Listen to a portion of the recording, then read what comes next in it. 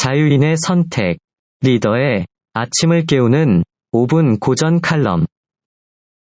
15번째 칼럼. 언제나 헌법이 우선이다. 로마 공화정 말기에 있었던 일입니다. 기원전 63년, 집정관 선거에 출마했다가 키케로에게 패한 카틸리나가 반역을 도모했습니다. 그는 로마 외곽 지역에 군대를 모으고 동맹자를 준비시켰습니다. 기원전 83년, 술라가 군사력으로 정권을 장악한 후 최초의 독재관이 된 전례를 따를 심산이었는지도 모릅니다. 그러나 영모의 기밀을 사전에 입수한 집정관 키케로는 원로원에 출석한 카틸리나를 격렬하게 탄핵했습니다. 키케로는 당신은 불멸하는 신들의 성전, 수도 로마의 건축물, 모든 시민의 생명, 이탈리아 전체의 파괴와 황폐를 초래하고 있다. 고 규탄하며 카틸리나에게 로마를 떠날 것을 요구했습니다. 또 카틸리나와 공모자들을 죽이지 않으면 로마의 공화정에 악의 뿌리가 깊이 내릴 것이라고 강력히 경고했습니다. 그럼에도 불구하고 카틸리나가 모반 세력의 확대를 멈추지 않자 로마 원로원은 그를 국가의 적으로 규정하고 국가 비상사태를 선포합니다. 결국 키케로는 로마의 전규군을 동원해 반역의 군대를 신속하게 진압했습니다. 반군을 지휘하던 카틸리나는 전사했습니다. 이후 키케로는 로마에 잔류한 공모자들을 검거하여 즉결 처형했습니다.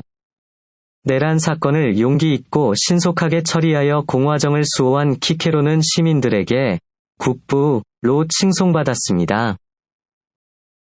그런데 구금 중인 영모의 잔당들을 즉결 처형한 것이 큰 논란을 불러일으켰습니다. 결국 5년 후인 기원전 58년, 키케로와 대립하던 호민관 클로디우스는 키케로를 로마 시민을 재판 없이 처형했다는 혐의로 기소했습니다. 키케로는 목숨을 건지기 위해 망면길에 오르고 7년여 동안 전계를 떠날 수밖에 없었습니다. 나라를 구한 충신이 역적이 되었습니다. 키케로는 국가 비상사태 시기에 행한 정당한 행위라고 여겼겠지만 국가 전복 위기를 넘긴 시민들은 마음이 변했습니다. 그들은 모반자일지라도 자유시민들이 언제든지 재판 없이 처형되는 상황은 정의롭지 못하다는 클로디우스의 뒤늦은 주장에 더 동조한 것 같습니다. 시민의 자유와 생명, 재산, 국가의 부를 안전하게 지키고자 했던 키케로는 공화정의 수호자임에 틀림없었습니다. 그런데 헌정을 수호할 숭고한 목적에서라도 자유시민의 생사여탈은 절차적 정당성이 요구된다는 클로디우스의 주장 역시 가볍지 않았습니다.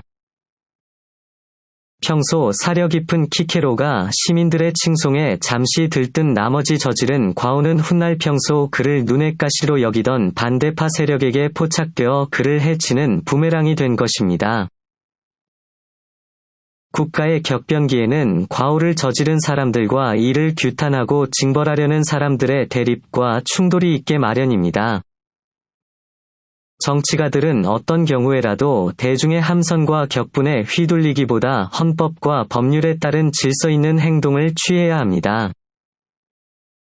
민주공화국을 지키는 모든 행동에 헌법이 우선한다는 것을 명심해야 하겠습니다. 오늘의 교훈입니다.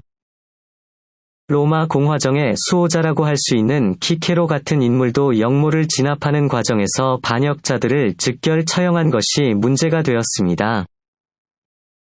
국가 비상사태가 일어난 시기였지만 그래도 법에 따라서 처벌이 이루어지도록 하는 것이 바람직합니다. 대한민국은 민주공화국입니다. 이 중요한 정체성을 지키는 과정에서도 대중의 함성에 휘둘리기보다는 법을 존중하고 법에 따른 행동을 하는 것이 요구됩니다.